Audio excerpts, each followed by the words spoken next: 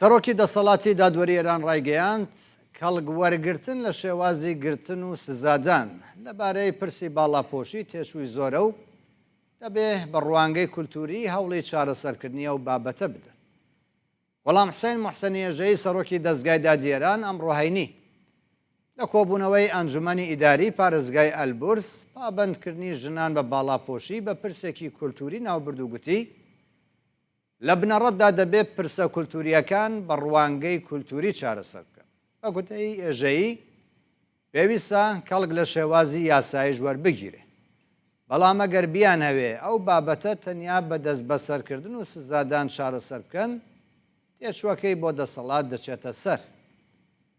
سەرۆکی دەستگای دادی ئێران دەڵێت ئەنجومەنی باڵای شۆڕشی کولتوری ئێران سیدام و دەستگای وڵاتەی ئەرکدار کردووە لە ڕووی کولتوریەوە هەوڵی چارەسەرکردنی پرسە کولتوریەکان بدەن و دەستگای داد بە زوویی دەست بە جێبەجێکردنی ئەرکەکانی لەو چوارچێوەیەدا دەکات.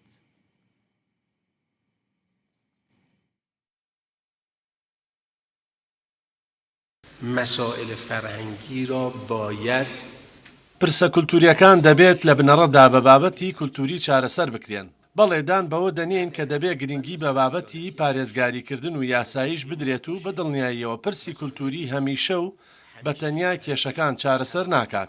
بەڵام ئەگەر بمانەوێت پرسی کولتوری لە بنەڕەتدا لە ڕێگەی پۆلیس و دەست بەسەرکردن و سزادان چارەسەر بکەین تێچووەکەی زیاد دەکات. دەبێت پرسی کولتوری بە بنەما وەربگرین. لە ساڵانی ڕابردوودا ئەنجومەنی باڵای شۆڕشی کولتوری نزیکەی 30 دام و دەستگای کردوتە بەرپرسی چارەسەرکردنی بابەتە کولتوریەکان. لە نێویاندا بابەتی پاکداوێنی و باڵاپۆشی هەیە. یەک لەو دەستگایانە دەسەڵاتی دادوەریە. بەشێک لەو دام و دەستگایانە زیاتر لە 30 ئەرکیان بۆ دیاری کراوە. دەستگای داد 5 ئەرکی بۆ دیاری کراوە. ئێمە کارمان بەوە نییە لایەنەکانی دیکە پابەندی ئەرکەکانیان نەبوون و نابێتە هۆی ئەوەی ئێمەش پابەند نەبین.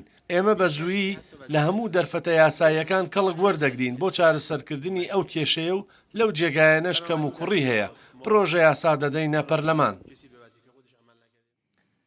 پرسی باڵاپۆشی زیاتر لەگەڵ بەڕێز ڕێزان حەمیدی چالاکبانی مافی مرۆڤ گفتوگۆ دەکەین. ڕێزان خان سڵاو ڕێز، مەبەستی بەرپرسانی ئێران لە ڕێگەی چارەی کولتوری بۆ بابەتی باڵاپۆشی و حجاب چییە و چۆن دەیان هەوێت لەو ڕێگەیەوە بەرەنگاری پابند نەبوون بە باڵاپۆشی ببنەوە؟ منی سلام هەیە بۆی ئەو بینەرانی بەناوەکەتان.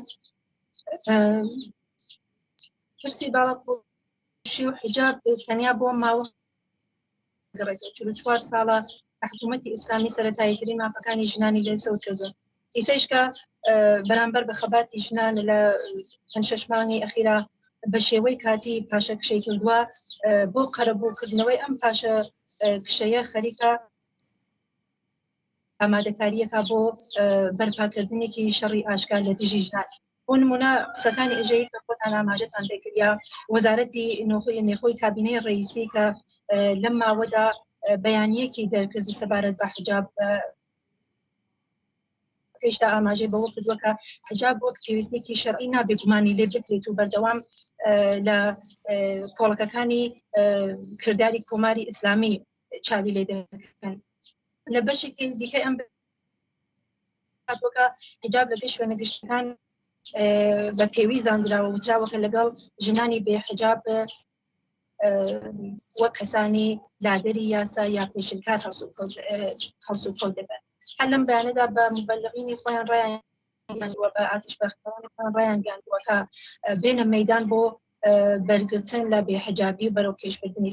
ئێستاش ئەمام جومعەکان بەپێ قسەکانی ئێژێ و باقی سەرانی ڕژیم لە منبەرەکانی خۆیانە لە ڕاگەیان لە حکوومەتەکانە لە دەمەدەستگا ئەمنیەتی و قەزاییەکانیانە و مافیای دەوروبەری خامنەئی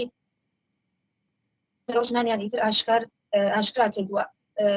وەلێ ژنان بەهۆی دژایەتی لەگەڵ حجابی زۆرە ملێ ئێستا یەکێک لە پلانەکانیان کە جێبەجێشیان کردووە لەسەر کار دەکرێن لە خدمەتگوزاری دەوڵەتەکان و گشتیەکان بێبەش دەکرێن یا کەمتر بێبەشی دەکەن و بۆ نمونە پاسپۆرتەکانیان سەفەریان پێ نادرێت لە ئێستادا یا هێرش بۆ سرژنان لە مەدرسەکان بە مادەی شیمیایی لەم دوانەدا هەمومان بینیمان چەندەها کەچ بەهۆی هەڵمژینی مەوادی شیمیایی ڕەوانەی خەستەخانە کران و لەم ئاخر بینیمان کە سەتڵی ماسییان کردە سەر ژنانی بێحجابە. باشە پێتان وایە بۆچی بابەتی باڵاپۆشی لە ماوەی چەند مانگی ڕابردوو بەو ڕادەیە بۆ بەرپرسانی ئێران گرنگە و پێی هەستیار بوونە؟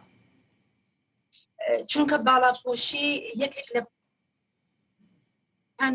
مانەوەی حکوومەتی ئیسلامیە، مانەوەی ڕژیمی ئێران، بۆیە هەر ئەو ترسیانە هەیە و خۆیشان لە قسەکانیانە باسییان کردووە کە بارها دوای خیزشی ژینا، دوای انقلابی ژینا باسییان لەوە کردووە کە نەمانی حجاب لە حکوومەتی ئیسلامی یعنی ڕووخانی ڕژیمی ئیسلامی ملکەجی ئەوە بن کە حجاب نەمێنێ یعنی حکوومەتی ئیسلامی نامێنێ. هەر بۆیە ئەم کردوانە تایسە ئەنجامیان داوە کە ئشارەم پێ کرد و کەمان لە مەجلسی شار بۆ بەرقاڵی باف ئێلامی کرد کە ویستویانە مەسئلەی حجاب بخەنە ڕفراندۆم، بەڵام چونکە ئەزانن خۆشیان ئاماژیان بەوە کردو کە لە ئێستادا 13% لە ژنان ئەو حجابە کە مەدی نەزەری خۆیانە ڕعایەت دەکەن، باقی ژنان ئەو حجابە ڕعایەت ناکەن. بۆ باشەوەی کە دەگوترێت کە بە شێوەی کولتوری کار لەسەر ئەمە بکرێت، شێوەی کولتوری مەبەست چییە؟ هەرە و شتانە کە من پێم وت بۆ نمونە مەسەڵەن ئێستا لە حاڵی حاضردا بۆ ئەوە کە ڕژیمی ئیسلامی پاشەکشە کردووە لە بەرامبەر ژنان، دەستی داوەتە سریە کردەوە بۆ ژنان. بۆ نمونە مەسەڵەن وەک تاالبان کە ئێستا خەریکی ماڵە مەدرسەکان بەتایبەت مەدرسەی کچانە ئاگرەدەن، ئەمان خەریکی مەدرسەکان مەسمومەکەن بۆ وە کچان لەو شۆڕشە کچان لەو ئاگاهیە دوور بکەنەوە. ئەوان لە ئاگاهی نەترسنیستی ژنان بە ئەو ئاگاهی سیاسی گەیشتون کە حکوومەتی ئیسلامی ڕژیمی جمهوری ئیسلامی کە 44 ساڵە مافەکانیان زەوت کردووە ئیتر ناتوانێت هیچ مافێکیان پێ بدات و تەنیا ڕێگەی ئەوەسەکە بۆ گەیشتن بە مافەکانیان ئەوەسەکە ئەم حکوومەتە نەمێنێت. پێ دوایە بەرپرسانی ئێران نیگەرانی ئەوە بنجارێکی دیکە ناڕزایەکان بەهۆی بابەتی باڵاپۆشیەوە سەر هەڵبداتەوە؟ بە دڵنیاییەوە چون یەکێک لە دەستکەوتەکانی شۆڕشی سیاسی کۆمەڵایەتی ژنجیان ئازادی یاژینا هەڵگۆشانەوەی یاسای مربوط بە پۆشش و حجابی بەپێ ئەو زانیارەیە کە ستادی ئەمر بالمعروف و نەهی عن المنکر خۆشیان بڵاویان کردوتەوە ئیسە بە ملیۆنان ژن لە ئێرانە بێحجابن و ژنان ئیسا قەت ناگەڕنەوە بۆ پێش خەیزشی ژینا و بۆ پاراستن و پەرەپێدان و دەستکەوتەکانیان تا ئێستا بەرگرتن لە توندوتیژی دەوڵەتی جنایەتەکانی دەسەڵاتدارانی ڕژیمی ئیسلامی ئەوان ئیتر ئەزانن بێژگە ڕاگری جەماوەری و گشتگیر هیچ چارێکیان نیە، تەنیا هێزی خەڵک یەکگرت و لێبراوە کە ئەم ڕژیمە هارە وادار بە پاشەکشەی زیاتر و شکستی یەکجاری ئەکات. بەشێک لە پەرلەمانتاران هەڕەشەی ئامادەکردنی پرۆژە یاسای تونتر بەرامبەر بەو ژنانە بگرنە بەر کە باڵاپۆشی ناپارێزن. پێتان وایە ئەم یاسایە دەربچێت؟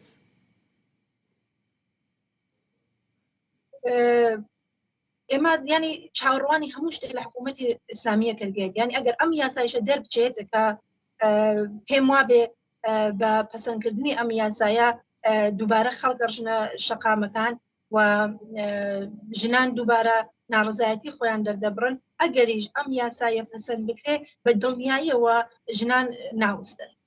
بەڕێز ڕێزان حەمیدی چالاکوانی مافی ژنان لەگەڵمانەبووی گەلێک سپاس.